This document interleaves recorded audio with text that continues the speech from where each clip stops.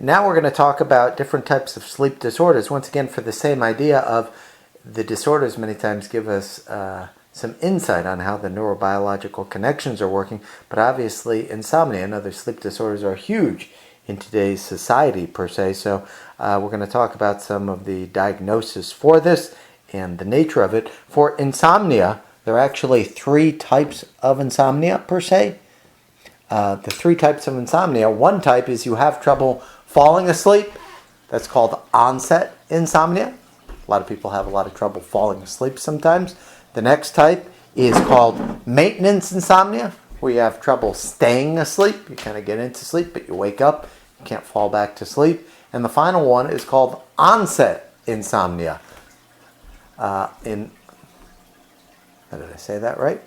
Yeah, I think it's onset insomnia. Actually, it's called termination insomnia. Sorry about that. Termination insomnia. That's where you wake up too early in the morning and you can't go back to sleep. So you got three different types going on there, potentially for individuals. They often talk about therapies for insomnia. And what are the different types of therapies? One of the first things, and you'll be asked for your homework here, besides recording the lectures and writing things down, to go to some sleep sites, the American Sleep Association and the Academy of Sleep Medicine. They often talk about something called, for therapy, sleep hygiene. And that's the idea that you should try to exercise during the day. You shouldn't drink a bunch of fluids right before you go to sleep, or else that'll cause you to wake up. You shouldn't be watching TV or doing all sorts of different activities, when you're in the bed, except trying to go to sleep. And you should keep the lights very low in that room. So sleep hygiene things can many times help people out. The other thing, though, that they try to recommend or often talk about, what about medications for things like insomnias? So a lot of people try different products, so I wanted to talk a little bit about the nature of those products and kind of go through kind of the neuroscience way of conceptualizing them. A lot of people use alcohol, either in Benadryl or even just straight drinking, to sleep. There's kind of good news and bad news with that. Does it actually put people to sleep? Yes, it does, but it actually has been shown that it actually takes away from REM sleep. You don't actually get the right kind of sleep when that is going on. The other problem with using products like alcohol or pills to fall asleep, many times they have a lot of other side effects. And the reason they have all these other side effects is because they're not just working in the sleep areas, but they're working in other spots in the brain. And so that can be a real problem because they're not receptor specific. So alcohol is one of those. They used to use barbiturate pills. Things like phenobarbital used to be used, which once again, the idea with that, similar to alcohol, that they would be working, but they would cause a lot of side effects potentially because they're in a lot of different areas of the brain. The key receptor that these products seem to be working on, and actually now we have products like Lunesta, Ambien, and Sonata.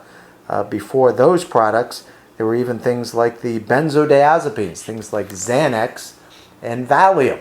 So there have been a lot of products that help with anxiety and even sleep-related states here that can help in the brain. What I thought I would share with you here, and it's in the very last picture here, is the receptor where it seems a lot of these products are actually working. It seems the neurotransmitter implicated with quite a bit of this idea of sleep per se is actually GABA, the GABA receptor complex. In GABA, usually when GABA works, GABA is released, it binds, and it causes what we know as IPSPs, and it'll tend to inhibit action potentials. And so when people are not sleeping right, they tend to take things that kind of help improve GABA's functioning so that hopefully they sleep in a better way. And so the older products, things like alcohol and barbiturates, they actually work at the GABA site. They help open up a chloride channel, and they cause a lot of chloride influx, which will cause IPSPs and will let somebody potentially sleep better. But remember, there are all sorts of side effects for those because those are working in many other brain regions as well. The newer products, the things that are the benzodiazepines, things like Xanax and Valium, they also work, but they don't cause quite as much of an influx of chloride when they bind and open up the channel. so they're considered safer. And then the newer products, things like Lunesta, Ambien, and Sonata, they seem even better, that they kind of help people with sleep, kind of at this GABA receptor, but they don't seem to be causing dependence and tolerance and all those other nasty types of things. So the newer products are more receptor specific per se, and they don't cause all the side effects. The old ones, things like alcohol and barbiturates, there was a big problem with dependence, that you'd need more of them, that once you got off them, your insomnia would be worse. Tolerance would develop where you'd need more of it to get the same thing, and it wouldn't actually help with REM sleep either. So I'd ask you to kind of highlight the nature of these products, how they work, and what they actually do. Then last but not least, we have a few other disorders as well. Apnea, sleep apnea, where you have attacks of falling asleep. Actually, that's not sleep apnea. That's narcolepsy. Narcolepsy is where you have attacks of falling asleep. This can happen for certain people. The products they try to use with these people are actually amphetamines, because amphetamines affect the norepinephrine and the locus coeruleus, and they tend to keep people awake. Another common problem that often happens for people is something called apnea. That you can actually have periods where you stop breathing during the middle of the night. Many times people who have apnea tend to snore, because if you're not getting any air in, you try to get a breath of air and you'll start snoring. Sleep apnea is those periods where you're not getting the air. The biggest treatment that they have for that is something called a CPAP, where they put something on your mouth and it kind of forces the pressure of the air to go in, and can be very useful with that. They don't usually do pharmacology with that particular one. And then epilepsy is kind of the other disease. My daughter has epilepsy, so I certainly don't mind talking about it a bit. Epilepsy is where you have too much electrical activity in the brain and seizures, and many times they try to give GABA products for that as well, and many times those products cause some level of sedation.